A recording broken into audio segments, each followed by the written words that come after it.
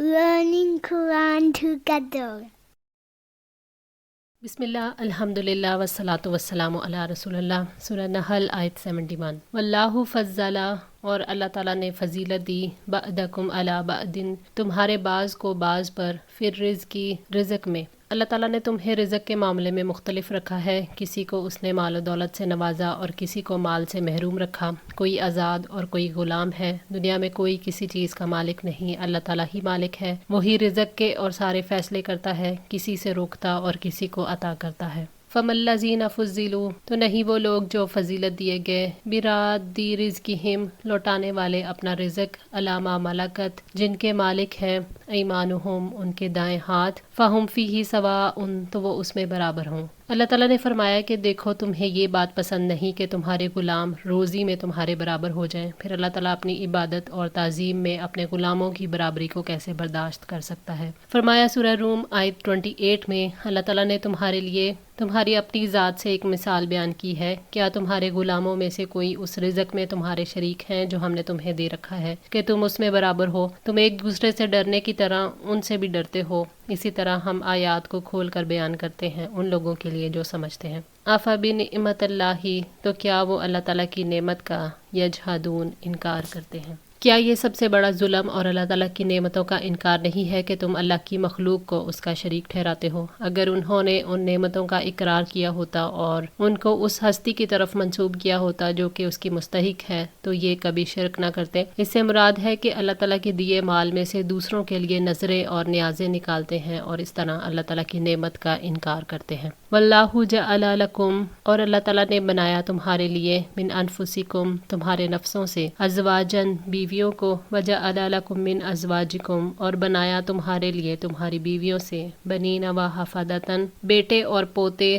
ورزقکم من الطیبات، اور اس نے تمہیں پاکیزہ چیزوں کا رزق دیا۔ اللہ تعالیٰ نے اپنے بندوں پر جو عظیم احسان فرمایا اس کا ذکر ہے کہ اس نے تمہارے لیے تمہاری جنس سے بیویاں عطا کی تاکہ تم ان کے پاس سکون حاصل کرو۔ اللہ تعالیٰ نے فرمایا، وَمِنْ آیَاتِهِ أَنْ خَلَقَ لَكُم مِّنْ أَنفُسِكُمْ أَزْوَاجًا لِتَسْكُنُوا إِلَيْهَا وَجَعَلَ بَيْنَكُم مَّوَدَّةً وَرَحْمَةً إِنَّ فِي ذَلِكَ لَآيَاتٍ لِقَوْمٍ يَتَفَكَّرُونَ، اور اس کی نشانیوں میں سے ہے کہ اس نے تمہارے لیے تمہاری جنس ہی سے بیویاں پیدا کی تاکہ تم ان سے سکون حاصل کر سکو، اور اس نے تمہارے درمیان محبت اور رحمت رکھ دی۔ بلا شبہ اس میں یقیناً ان لوگوں کے لیے بہت سی نشانیاں ہیں جو غور و فکر کرتے ہیں۔ سورہ روم 21۔ اللہ تعالیٰ نے دوسرے احسان کا ذکر فرمایا کہ تمہیں بیویوں سے اولاد عطا کی اور ان سے پوتے دیے تاکہ تمہیں آنکھوں کی ٹھنڈک حاصل ہو اور یہ اولاد تمہاری خدمت کرے اور ہر طرح سے تمہاری خیر خواہی کرے۔ اس جملے میں بیٹوں کے ساتھ پوتوں کا ذکر فرمانے میں اس طرف بھی اشارہ پایا جاتا ہے کہ اس جوڑے بنانے کا اصل مقصد نسل انسانی کی بقا ہے،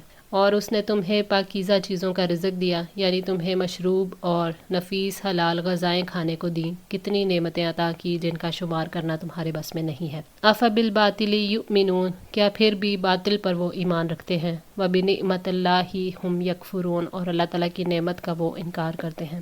باطل سے مراد وہ چیز ہے جس کی کوئی حقیقت نہیں۔ باطل معبود، تخلیق، رزق اور تدبیر کسی چیز پر بھی قادر نہیں، اور یہ بات ہر اس چیز کو شامل ہے جس کی اللہ تعالیٰ کے سوا عبادت کی جاتی ہے کیونکہ وہ باطل ہے۔ تب مشرکین اللہ تعالیٰ کو چھوڑ کر ان کو کیسے معبود بنا لیتے ہیں؟ انسان بڑا ہی ناشکرا ہے، اللہ تعالیٰ کی نعمتوں کو دیوی اور دیوتاؤں کے نام کر دیتا ہے۔ کیا یہ سب سے بڑا جرم، سب سے بڑا گناہ اور سب سے بڑا ظلم نہیں ہے؟ ابن جریج نے کہا، اللہ تعالیٰ کی نعمت محمد صلی اللہ علیہ وسلم پر ہے جس کا مشرک انکار کرتے ہیں۔ وَيَعْبُدُونَ مِن دُونِ اللَّهِ، اور وہ عبادت کرتے ہیں سوائے اللہ کے، مَا لَا يَمْلِكُ، ان کی جو نہیں مالک ہوتے، لَهُمْ رِزْقًا، ان کے لیے رزق کے، مِنَ السَّمَاوَاتِ وَالْأَرْضِ، آسمانوں سے اور زمین سے، شَيْئًا، کچھ بھی، وَلَا يَسْتَطِيعُونَ، اور نہ وہ استطاعت رکھتے ہیں۔ مشرکوں کے بت اور دوسری ہستیاں جن کو وہ پوجتے ہیں ان کو زمین اور آسمان سے ذرا سا رزق بھی نہیں دلا سکتے، نہ وہ زندگی اور موت پر اختیار رکھتے ہیں، نہ نفع اور نقصان پہنچانے پر۔ اللہ تعالیٰ نے فرمایا، کل اغیر اللہ اتتخذوا ولیا فاطر السماوات والارض وہو یطعم ولا یطعم،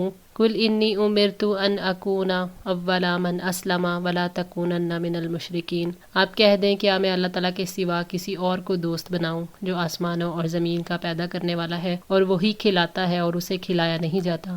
آپ کہہ دیں یقیناً مجھے تو یہ حکم دیا گیا ہے کہ میں سب سے پہلا ہوں جو اسلام لائے اور آپ ہرگز مشرکوں میں سے نہ بنیں۔ سورہ انعام آیت 14۔ ان اللہ هو الرزاق ذو القوۃ المتین، بلا شبہ اللہ تعالیٰ ہی بے حد رزق دینے والا، طاقت والا، نہایت مضبوط ہے۔ سورہ زاریات 58۔ اللہ تعالیٰ کے سوا کوئی رزق نہیں دے سکتا اور اللہ کے سوا کوئی قدرت نہیں رکھ سکتا، اسی لیے کسی اور کی عبادت نہیں کی جا سکتی۔ فرمایا سورہ عنکبوت آیت 17 میں، اللہ تعالیٰ کی بجائے تم بتوں کی عبادت کرتے ہو اور تم جھوٹ گھڑتے ہو، یقیناً اللہ تعالیٰ کے سوا جن کی تم عبادت کرتے ہو وہ تمہیں رزق دینے کا اختیار نہیں رکھتے، سو اللہ تعالیٰ کے پاس سے رزق تلاش کرو اور اسی کی عبادت کرو اور اسی کا شکر ادا کرو، اسی کی طرف تم واپس لائے جاؤ گے۔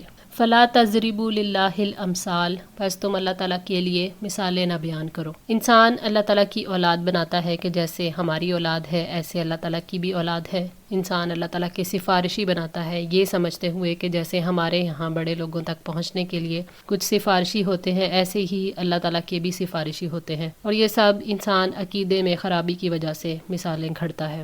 ان اللہ یعلم، یقیناً اللہ تعالیٰ جانتا ہے، وانتم لا تعلمون، اور تم نہیں جانتے ہو۔ یقیناً اللہ تعالیٰ شرک کی نحوست کو جانتا ہے اور وہ گواہی دیتا ہے کہ اس کے سوا کوئی عبادت کا حق نہیں رکھتا، لیکن لوگ جہالت کی وجہ سے غیروں کو شریک بناتے ہیں، شرک اور اس کی نحوست کے انجام کو نہیں جانتے۔ تو ہم پر واجب ہے کہ ہم اللہ تعالیٰ کے بارے میں بلا علم کوئی بات نہ کہیں اور ان مثالوں کو غور سے سنیں جن کو اللہ تعالیٰ نے بیان کیا ہے۔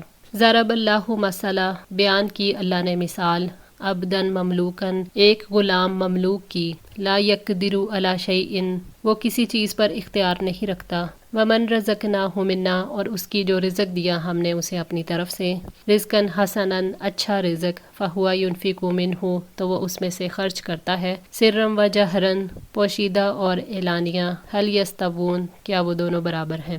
اللہ تعالیٰ نے کافر کی مثال بیان کی ہے جو کسی دوسرے کا غلام ہے، جو مال کا مالک ہے، نہ دنیا میں کسی چیز کا، وہ نہ اللہ تعالیٰ کی اطاعت والے کام کرتا ہے، نہ کوئی بھلائی کرتا ہے، اور اللہ کے راستے میں بھی وہ کچھ خرچ نہیں کرتا، جبکہ دوسرا شخص آزاد ہے، دولت مند ہے، اللہ تعالیٰ نے اسے بہترین رزق عطا کیا ہے، وہ سخی ہے، بھلائی کے کاموں کو پسند کرتا ہے، کھلے اور چھپے مال کو خرچ کرتا ہے۔ کیا یہ دونوں غلامی اور آزادی میں برابر ہو سکتے ہیں؟ یہ دونوں اللہ تعالیٰ کی مخلوق ہے اور ان میں مساوات ممکن ہے۔ جب یہ دونوں مخلوق ہوتے ہوئے برابر نہیں تو ایک مخلوق اور غلام جو نہ قدرت اور اختیار رکھتا ہے اور ہر اعتبار سے محتاج ہے، وہ اس رب کے برابر کیسے ہو سکتا ہے جو سارے جہان کا مالک اور ہر چیز پر قادر ہے۔ الحمدللہ، سب تعریف اللہ تعالیٰ ہی کے لیے ہے، بل اکثرہم لا یعلمون، بلکہ ان میں سے اکثر لوگ نہیں جانتے۔ اللہ تعالیٰ کے لیے ہی کامل اور خالص حمد ہے، اکثر لوگ اس حقیقت کا علم نہیں رکھتے کہ سب تعریف اللہ تعالیٰ کے لیے ہے، اگر لوگوں کو اس کا علم ہوتا تو وہ شرک کبھی نہ کرتے۔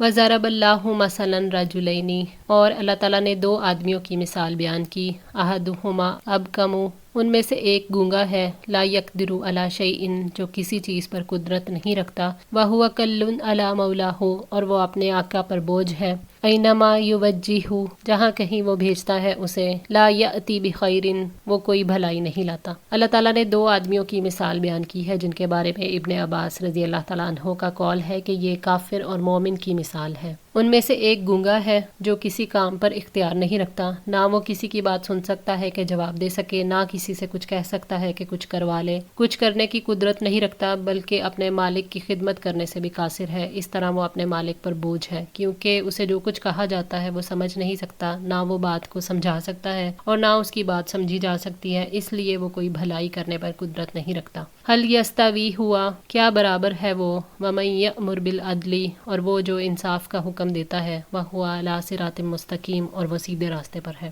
ایک وہ جو انصاف کے ساتھ حکم کرتا ہے اور اس کے کام درست ہیں، اور دوسرا وہ جو مالک پر بھی بوجھ ہے، تو کیا بے نفع اور کامل نفع مند برابر ہو سکتے ہیں؟ اسی طرح اللہ تعالیٰ کے سوا جن کی عبادت کی جاتی ہے نہ وہ سن سکتے ہیں نہ اختیار رکھتے ہیں۔